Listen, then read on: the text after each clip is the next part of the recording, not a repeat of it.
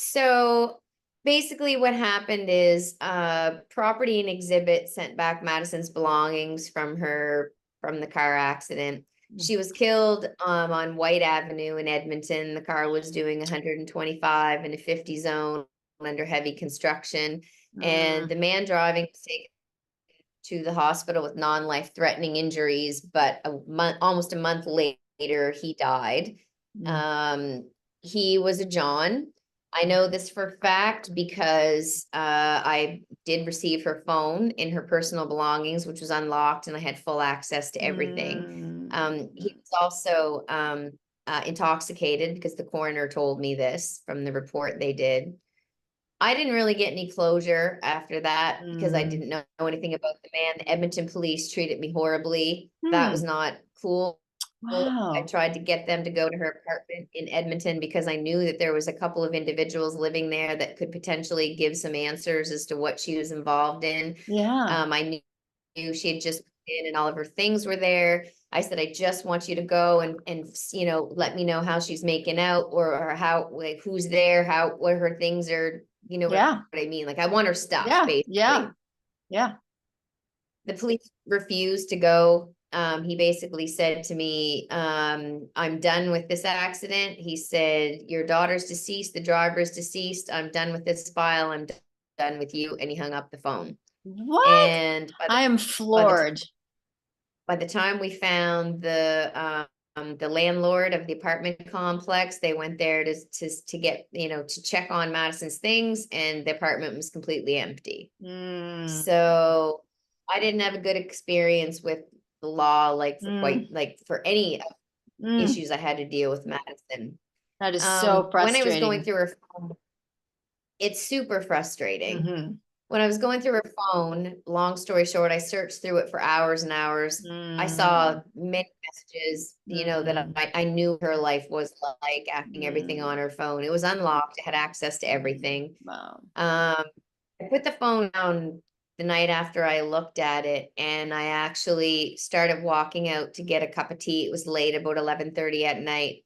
And I went to take a step down to go to the hallway, and I felt this incredible pressure on my chest. It was like somebody was Mm, standing in front of me, holding me back. mm, And just as like she was standing in front of me, I heard her voice in my head saying, don't stop looking. Don't stop looking at my phone. And I'm like, what do you want me to find? She's like, Mom, please don't stop looking. I turned around, I went back to my room. I took the phone out again. I was home by myself, and I went through the phone for another 2 hours. And at 1:30 in the morning, I came across a voice recording that one of her friends had texted her and said, where have you been? I haven't seen you for, 4 days. And Madison had sent her back a voice note rather than typing out the message. It basically said that she was in the hospital in Grand Prairie for 4 days. She named names. She said they drove her out to a range road. mm, They beat her beyond recognition. They mm, burned her with cigarettes. They burned her with mm, lighters. They mm, set her hair on fire. mm, Um, and I mm. was hearing all this in Madison's voice. So immediately I Oh. went to the Grand Prairie police Mm, and I played the voice recording for them. They knew who everybody that she said, they knew who the people were, told me that three of them had just been in the Grand Prairie Police Department the week before. mm, I Googled them all, found out who they all were.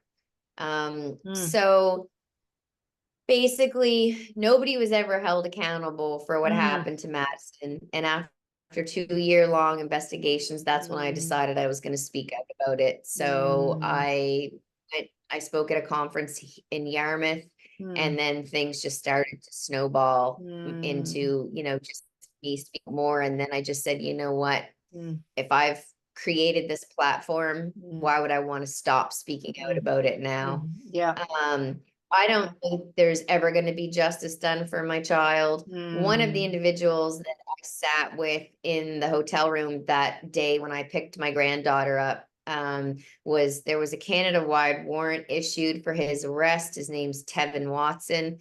The charges were 10 charges of human trafficking and then other various charges. They did end up finding him in February. I haven't heard, if he's been sentenced. I don't know if he'll be held accountable for what happened in Madison. But interestingly enough, an individual that was all too familiar with him came forward to me last 2 summers ago through social media and basically told me that he was present in a room when they were all discussing what they had done to Madison. And he said they had taken her to that range road to kill her, but they did not. And he Why? gave me very detailed. Why would they want to do that? Um, I think what happened was this is just what I feel. I did hear that Madison had stolen a vehicle that had potentially had drugs and guns, maybe money. I think it was a payback thing. I think she went to Grand Prairie. She knew, kind of what was going on. And she was basically like, I'm gonna pay you back. I'm going to steal Mm, your shit from you and then I'm going to deliver it somewhere else. And then I'm going to tell your rivals or mm, whomever where to find mm, it so that they can screw you basically. I mm, think she was just playing dirty and I mm, think she had every right to be mhm. playing the way she was, but she was just playing with people that were, she Yeah, shouldn't have been playing with yeah. really. So are And these all gangs, do you think, that was controlling Madison and behind the scenes? it was pretty interesting because after I my book was released on the 5th of December I and saw uh, that. Madison's little sister actually had never read the book and she read it after Christmas and she did some digging of her own and she actually linked some of these individuals from Edmonton. She linked them together with some individuals that we knew of in Halifax that were have been arrested and are currently incarcerated for prostitution, like for human trafficking. And she linked Wow. them together as basketball players. Gee. So I feel like they're part of a huge organization. I don't Yeah. know, how Madison involved with them. I don't Yeah. know how she stayed alive as long as she did. Mm, And I don't know why they didn't kill her that day. But the mm, source that came forward to tell me that he was present in that room was more than credible mm. and basically told me that he wanted, with my permission, to go to the authorities and make a statement because he said, they need to be stopped. And he said, and with my statement, backing up what you're saying and her voice recording, maybe we can find some justice for your daughter. Wow. And I was really surprised that he had come forward. But 2 summers ago, I spoke at the Canadian Conference for Chiefs of Police in Toronto. And Mm. when I ended my presentation, I said, just so you all know, this never ends for me. I just received a message from this random individual via a social media app. And this is what he said. When I was finished that presentation, I saw a man walking right towards me. He was from the York Police in Ontario.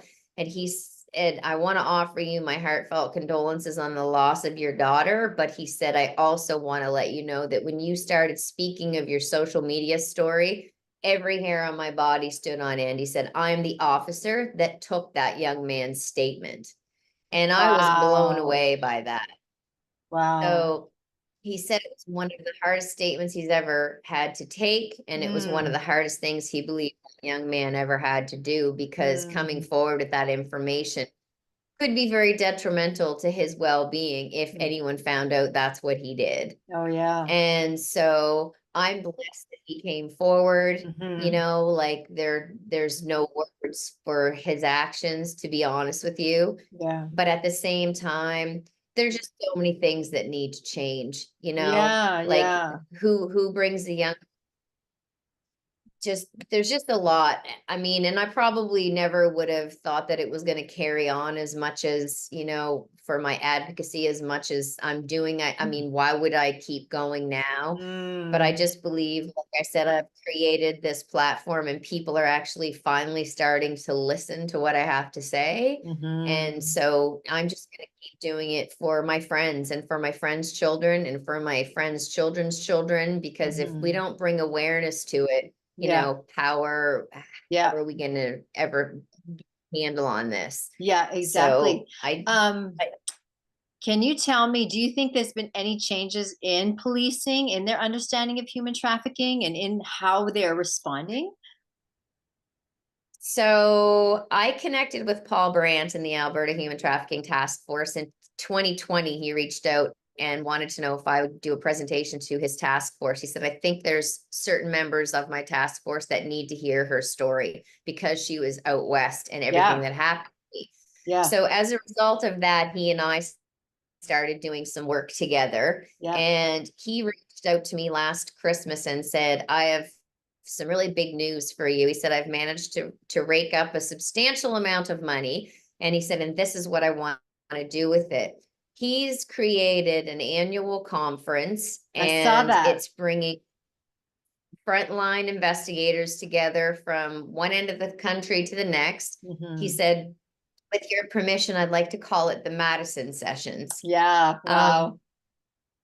So they had their first conference in Lake Louise last Mm, spring, and he reached out to me the day after, and he said, I mm. just want you to know that he said, we've made one arrest.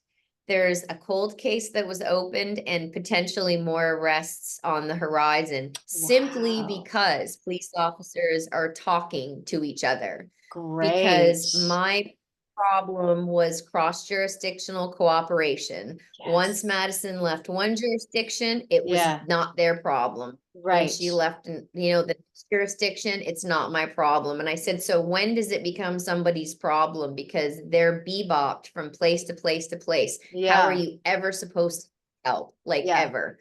Yeah. So Paul asked me what I wanted to happen out of all this. And I said, I want my daughter's legacy to be one of positivity and hope, Mm, not one of pain mhm, and despair. Like, I want people to look at her and know that she's the mhm, face of change, that because of mhm, what she went through, things are going to mhm. be different. And I don't want Yes. them to look at her and say, she's the Mhm. girl that was prostituted, or she's the girl that No. was, tortured or beaten or whatever.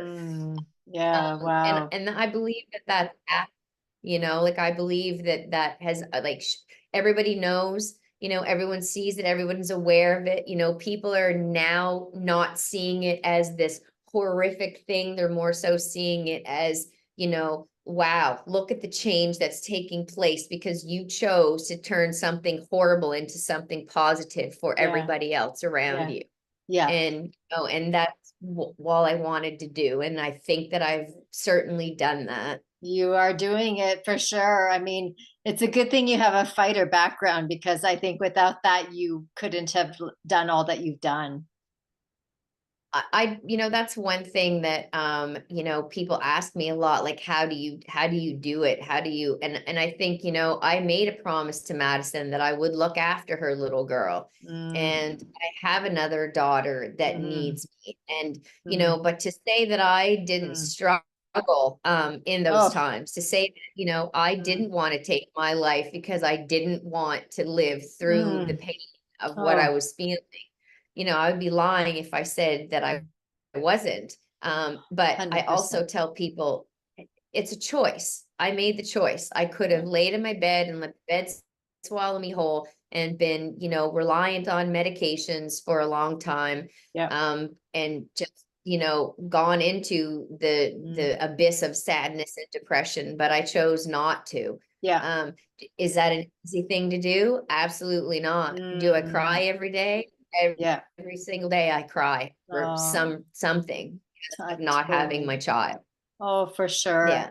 We, as a mom, we can all empathize and relate for sure. It's hard enough to lose a child, but certainly to this problem, I understand it's devastating, and I do appreciate that you've used it to protect other families and other girls that might not realize how dangerous these pimps are, how organized they are, and the fact that they do not care for human life. They just see No. vulnerable girls as commodities to sell and trade. And yeah, we need to stop them. And I think educating the police, that's huge, to having any ability to rescue. And like, I can't believe how many times there could have been intervention. Like, why wouldn't the hospital call you when they have a minor who's been beaten? Well, because she was 19, 20 years old, and they don't consider that Oh, as being a minor. But what okay. my thoughts are with respect to that is that she's a young woman. She's Yeah. from another province in their province. And at what point does a doctor just say, this kid's Mhm. almost had her face beat off? She's been raped, Yeah. raped anally, raped vaginally. Oh, She I'm had sorry. her fingers broken, Yeah. and everything that was done to, and not only that, as I'd said earlier, like I instilled in my children that abortion was not a form of birth control. And I read on her hospital reports that, she had had multiple, and within that hospital system, 7 alone within that hospital system, and one being just within the last month after she was beaten, Oh, and hospitalized. So, at what point do doctors just turn a blind eye? It's yeah. not like she fell downstairs and had all that done to her. It Yeah. was very clear that there was violence. They did Yes. ask her every day, did she want to contact the authorities? She said no. Uh, I get she's considered an adult, but something needs to change. I agree. There I was no agree. rape kit. Yeah, and if they even And suspect that they're part of any kind of sexual exploitation or human trafficking ring, then the hospital workers should know that their fear and intimidation is huge. So they're afraid to tell who did it to them. yeah, the biggest red flag is when Mm, somebody comes in like that and they say, do you want to contact the authorities? And they say no. To me, right. that's a huge red flag. It's like if Yes. they can't reach out and talk to somebody and tell somebody what's happened to them, there's a Yeah, reason for that, you know? exactly. And they need to be trained on how to respond in that case, I think. Mm, Absolutely. I've been doing a lot of talks, like I've done a few already at the throughout the province. We have the NSCCs, they're Nova Scotia community colleges. okay. And I've spoken to the one here in the valley, and I've spoken at the one in Yarmouth, and to it's mental health and recovery, to the LPNs, to social services students. And I basically said, I'm not asking you to cross any boundaries or to lose your job. But what I am doing is you're the future of our healthcare system. And I am asking you to try to make a difference, try to bring this to the awareness of the people that you work with, to be that it's not proper if somebody comes through the door, they can't walk through the door and they've been beaten beyond recognition. Okay, there's something going on here. So Yes. what do we do? Yes. I don't care Yes. how old Madison is. I think every mother on the face of the planet would agree with me that if you're 95 years old and your child is 67 years old, they're still your baby, Yeah. regardless. Oh, yeah. Yeah. I would want to be Yeah. notified. Yeah, exactly. And sometimes, most of the time, probably victims, when they're being victimized, they're not able to fight for themselves. There needs to be No, intervention. Yeah. yeah. When And do you, Madison was definitely stubborn. well, fear, I think it's fear and control is over top of anything prostitution related. These women are terrified for their lives. They've seen what these men do. I had I when I spoke at the conference for chiefs of police, there was a young woman there that spoke out who she kind of was a little bit of a rebel child, always roaming the streets, drinking, doing drugs and stuff like that. Just I think her father worked 2 jobs. Her mother was an alcoholic and she just had the opportunity to go sideways, and she did. She wound up in a trap house and she wound up being prostituted. Mm, She now has 2 degrees. I don't mm, want to quote it because I don't know. It might be social work and psychology, something, but she's bettered her life. mm. It wasn't really until I heard her tell her story that I had some mild understanding of what Madison went through and why she did the things that she did. And this young woman basically said, she said, we were kept in the hotels, Yeah, we were kept here, we were kept there. And she looked over and she said, yeah, those hotel doors, they yeah. don't lock from the outside. They lock from the inside. There was nobody chaining me to the bed. There was nobody handcuffing me to anything in that room. At any given time, I could have walked out that door, but they put the fear of God into us so desperately that you don't walk out that door, because if you do, you know what's going to happen to you. Oh, And yeah. I had this huge, I had a horrible outlook on that before my Mm, child went through this. My mm, whole mm, belief was that, you know what? If mm, you're in a relationship and it's domestic violence, walk out the door. mm. What's holding you there? If you Yeah, can't walk out that door and you're going to stay there and tolerate it, then maybe you deserve what you're getting because you can't walk out that door. It's a choice to do yeah, that, yeah, until I heard her speak yeah. and realized that the manipulation is so horrible and the Yes, fear is even worse, yes, that they can't. yes. And I felt Yes. horrible being that naive and thinking Oh, that, and y- so yeah. I mean, I think the general population holds those views, and it is just a lack of education and a lack of understanding. 100%. There's no reason absolutely anybody is. would stay in the sex trade if they felt they could safely leave. And I think, and that's part of our problem as a community. That's our job. We are supposed to extend that hand out. We're supposed to be there. We're supposed to have beds for them. We're supposed to be, and with the help of police and frontline staff, hospitals, hotels, like we all need to be that, hey, do you need to get out like right now? And we're failing. I think we're failing exploited people by not understanding uh, how to get them out. I, I told them, I said, you are the protectors of the people. And if Mm, we can't come to you for protection, then who are we going to?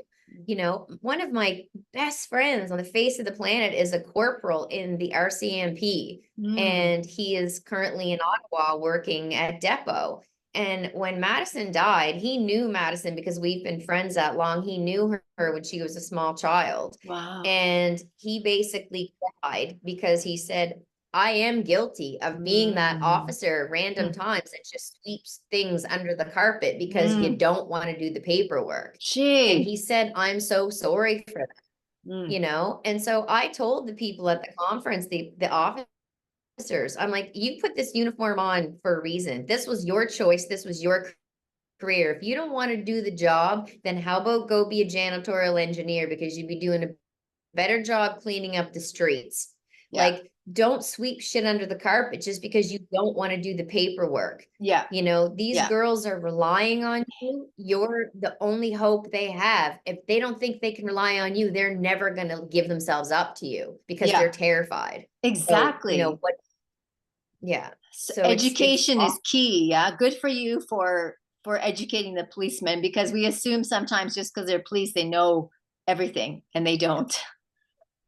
especially the young ones that are coming on, they're not teaching them a lot about it. And they think, a lot of them have this misconception that if you are a prostitute, then Yeah. you're doing it because you want to do it, Yep. and Yeah. it's, and I mean, don't get me wrong, prostitution is one of the oldest, it goes back to how far back it's been around for, decades and decades. And sadly or not, there are going to be women that are doing it because that's their personal choice.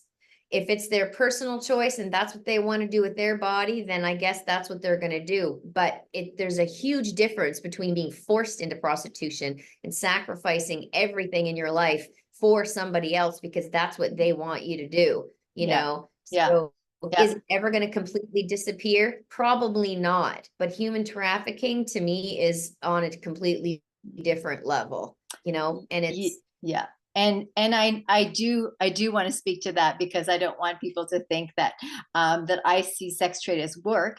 I believe strongly that if you really had a chance to talk one on one with any woman who so called chose to be prostituted, deep down, deep down, you would find out, a childhood of neglect and mostly sexual abuse, and then a lack of choices, and most likely entered into it as a minor.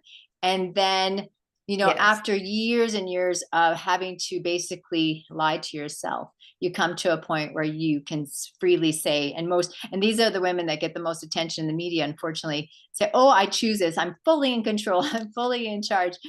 And unfortunately, they kind of feed into the narrative that it's not that bad. And that's so Yeah, dangerous, because I think that creates this complacency even among police officers. And we yeah. know that nobody freely chooses it. It's a lack of choices, and life I factors think, pushing them. yes. Well, I think too, one of the biggest things that I realized after all of this was I was married to Madison's father, and we divorced because he was an alcoholic. Mm, Even after, he did have play a great role in Madison's life when she was maybe 10, 11, 12. And then he literally just disappeared again and didn't really have a lot to do with her at all. He was in the, greater Toronto area when Madison was in the same area, and she would reach out to him randomly. But he was a functioning alcoholic, I'll mm, say, because he was able to go to work during the day. But his mm, exact words to me were, if I have anything that's going on, he said, you might want to call me before 5 o'clock, because after 5 o'clock, there's no problem that a rum and coke can't fix. mm, And I know that he did have correspondence with Madison when he was in a state of intoxication, and the things that he would say to her were just demeaning. And he mm, was not being a father to her. He was mm, basically tearing her apart. mm, And so I do believe that mm, Madison, possibly, not that she enjoyed it, but I just feel like she was maybe looking to be validated, and mm. feel wanted and needed by a man, or wanted love from somebody. And, Yeah. initially in those stages, when someone's giving you that attention, you think it's the best thing on the face of the planet until it's Yeah. not. know? Yeah. I So just posted like a couple weeks ago, go back on my redeemed feed, this interview with a pimp trafficker, who's in jail. And the I interviewer's like, saw that. okay, he said exactly what you just said. Basically, she was like, how do you trick women to be with you? And he was like, you find out what that vulnerability is, what the need is that's not being met, and then you totally, like, you just lie, you feed You're her the selling lie. them the dream. Whew. Yes, Yep. that's what he You're said. It's selling so him the dream. sneaky. So Yep. And sneaky. it almost makes me wonder, like, where does that come from? Who taught you to be that I way? Who taught know. the person that taught you to be that way? Like, who thinks it's okay to be that person? But It's I think too, scary. it boils down to lot of a lot of greed as well, Yeah. because Corporal David Lane here from Human Trafficking Unit in Halifax, he puts it out there so well. He said, you have a kilo of cocaine, you can Mm, only sell that one time. yeah. You have a nice good looking gun or semi-automatic whatever handgun, you can only sell that gun one time as a person that's selling the gun. Yeah. But if you have a girl or Mm, multiple girls, you can sell hmm. those girls over and over and over and over and over until you decide that they're disposable. Yeah. So that speaks volumes. Yeah. Pretty soon, prostitution and human trafficking is going to surpass drugs Yeah. as the number one criminal activity in the country, probably in the world, because it's easier Yeah. and because they can sell the girls over and over again. Like, it's horrible to say that, but It's it's true. very true. It's the way they think. Now, where do you think like a pimp entered into Madison's life? I feel, I'm not sure, but just knowing some of the places that she randomly hung out, in when I found out some of the places that she hung out in, I also did some digging and found out there were a couple of girls that she kind of hooked up with. I don't know how they met, but I feel like they had certain connections to certain people. And then I think she was just placed in that environment of hanging around with these certain people, and then they just start, Right. that's when the grooming process starts, Yeah. Yeah. and it's interesting because when she was back here at her stepdad's place in the valley, her stepdad's girlfriend reached out to me and said, I think I have something that you want to see. I intercepted it. Madison didn't see it. And it was actually a letter from the individual that had beat her the first time in Edmonton. And he was actually in jail in Peace River and had sent her a letter from jail. So then I knew they were Gee. still corresponding, because how would he know how to send the letter? Yeah. Anyway, long, Gee. long story short, she sent me the letter and I read it, and it's textbook. It's just textbook manipulation. And how did it get out of jail? How was it not intercepted right there? Surely they read the mail. Yeah, it was written in such a way that, I Um, love you, and you just do you, and hold it together like I know you can. I can't mm, wait to see your beautiful face. Like I know, okay. I get a little upset because you're this and you're that. And so that's the way they word it. They word it. There's little subliminal messages in between. You just have to read between the lines, but they're very slick. He Yeah, didn't say anything there that would be a red flag to a police officer or a corrections officer unless they actually knew the situation of who he was writing the letter to, right, you know? right. So it's very disheartening to Mm, me. Like, another interesting fact that I mm, learned too is like, even when these guys go to jail, they mm, normally have like one of their girls or maybe another guy, but it could be one of the girls that basically takes over. And I right. know this too because one of Madison's friends actually said to me when so and so wound up going to jail, one of the girls that he was involved with was walking around with like multiple cell phones because she was Mm, doing the business. She was controlling the sale of the drugs, she was controlling the sale of the girls and what they were doing. That was her job should he go to jail, which he did. And so she was telling me a lot of these things. Then it was brought to my attention through the police that when they have commissary, when they're in jail, I could walk into the prison if you were arrested for, say trafficking, and I'm coming to see you and I'm one of your girls. I can come in there and deposit any amount of money in your commissary that I want. I could put 5 grand in, I could put 10 grand in. They're using that as a method to launder their money because if all these girls are making this money and I don't want to just dump it in the bank, I can put it in your commissary. If you're in jail for a year, when you walk out at the end of your sentence, the federal government or the provincial government, whatever the case may be, cuts you a check for the amount of money that's left in your commissary if it's unspent. wow, that's That's gross. unbelievable. Yeah, First of all, why would anybody have a substantial amount of money as a commissary? yeah, And why can people not pick up on this? yeah. And So many just going flags. by, it's gross to me. There's just Hmm. so many things. Like, Hmm. first of all, they shouldn't even be privileged enough to have a commissary. Yeah. They should be lucky enough to have a little bit of water with their meal. And I feel Hmm. like they should have to fight for their food. They go there, they have 3 square meals a day. They get to work out, they get to educate themselves, they get to watch TV and play video games.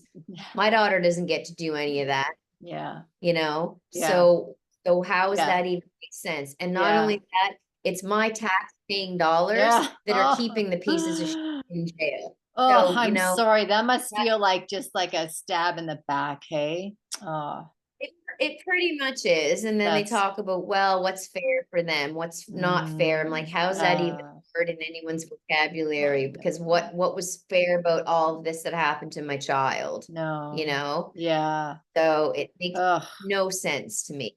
Yeah, it is messed So up. anyways, but Yeah. I'm just going to keep moving forward and, telling her story and sharing it with people and hoping that, people will listen Yeah. and be educated and take it upon themselves to realize that, it is real. It is a Yeah. problem, Yeah. in our country, hugely. Yes. Yes. Yeah. And what are we going to do about it? Yeah, that's So right.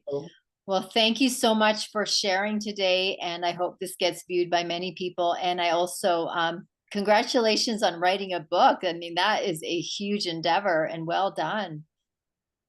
yeah, I'll tell people too, it's a hard read. Yeah. 90% of the book is journal entries. Okay. So it's real time. What you're Right. reading is Right. written in the moments of Mm, everything that I was feeling. wow. So it's just hard. And I added random narrative along the way just to sort of, fill in the gaps if Mm, people were wondering. It's mm, not in a chronological order. It's kind of mm. all mixed up and intertwined. So you have to pay attention when you read it. Okay. But I've been told it's written well enough that it actually holds your attention. Oh So man.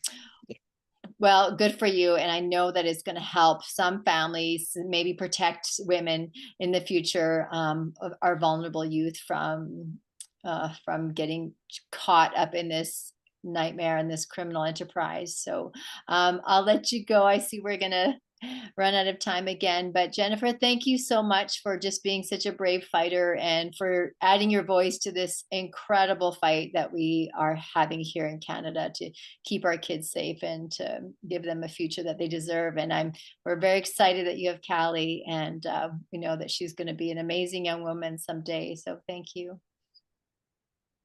Well, thank you for having me, and thank you for everything that you're doing and for reaching out too. It's always great to make new connections.